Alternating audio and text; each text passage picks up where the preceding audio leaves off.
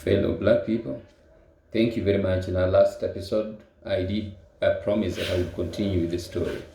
Now, the last time that I spoke, I did mention that our progenitors, Olo and Ojoki, that is Adam and Eve, as plagiarized by the white man.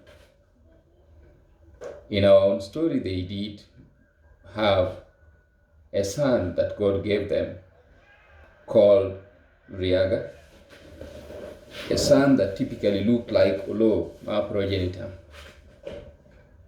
Now, as I had said, Wagunda became jealous of the true son of man and decided to kill him. So when he killed Riaga,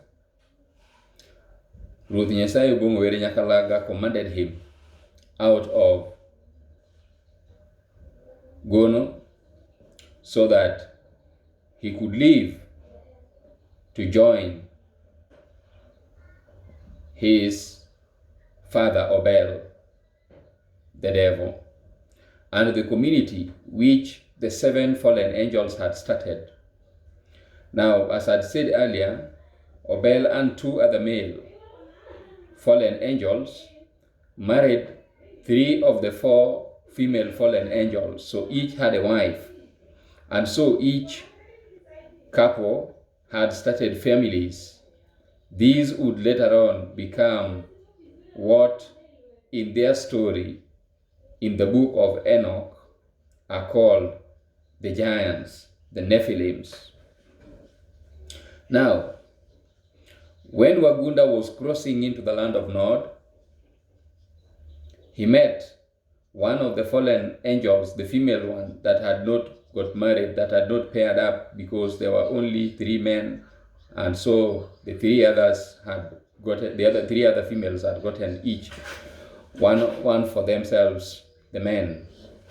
So the lady met Wagunda when Wagunda was crossing, searching for his father. Of course, on his forehead, as I had said, there was a symbol that had been put, a sign that would be used to identify him, or that those in the land of Nod, the offsprings of the fallen angels, or the fallen angels and their offsprings, who also bore the same sign. That was a sign that had been put on their forehead when they were thrown from the heavens, that indicated that they were thrown away. They were the fallen angels as a mark of identity.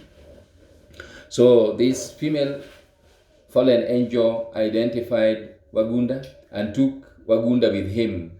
When Wagunda reached Putmudo, that is the land of darkness, hell, he was met with a lot of ululation, celebrations, and so in his honor, Obel declared celebrations for days. He was celebrated, and in the end, he was paired up with the fallen female angel, the female fallen angel who had welcomed him. And so he was given space, he married, established himself, and gave birth to his offspring. These offsprings would later on become the forefathers of Noah, and of course, the rest of the story of Wagunda can be found in the Bible, which they transliterated and mistranslated in their own interest.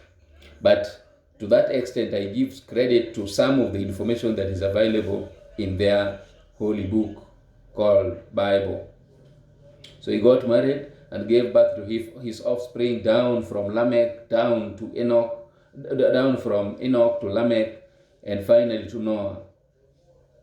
So now God, because he had sought a special way of separating the offsprings of man, Adam, as they call him, Ulo, our progenitor, from the offsprings of the devil, Obel. Remember, these were 2 special sons of God.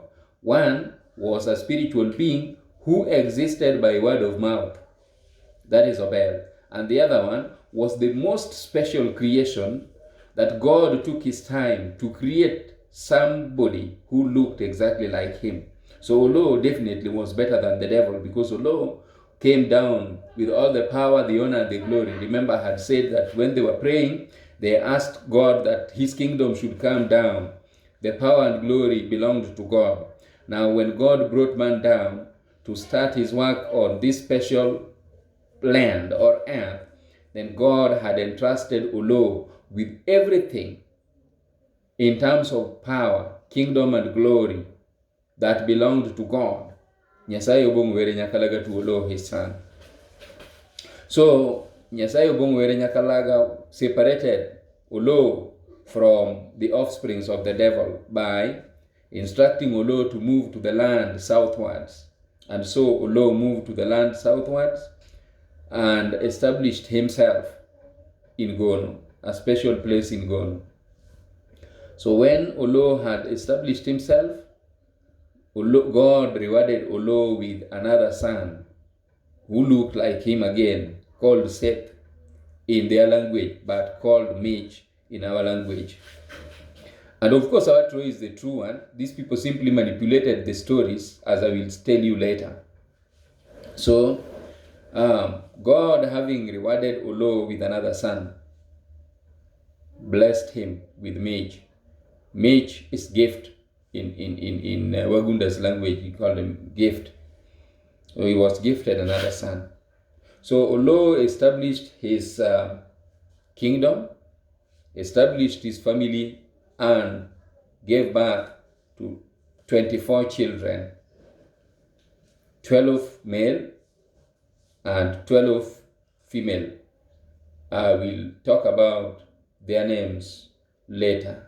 But what is important at this particular time is that Olo named these children from the body parts as he had been commanded by God. So he exactly observed the instruction that was given to him by God, the instruction which was rejected by the devil that occasioned their being expelled from or excommunicated from heaven.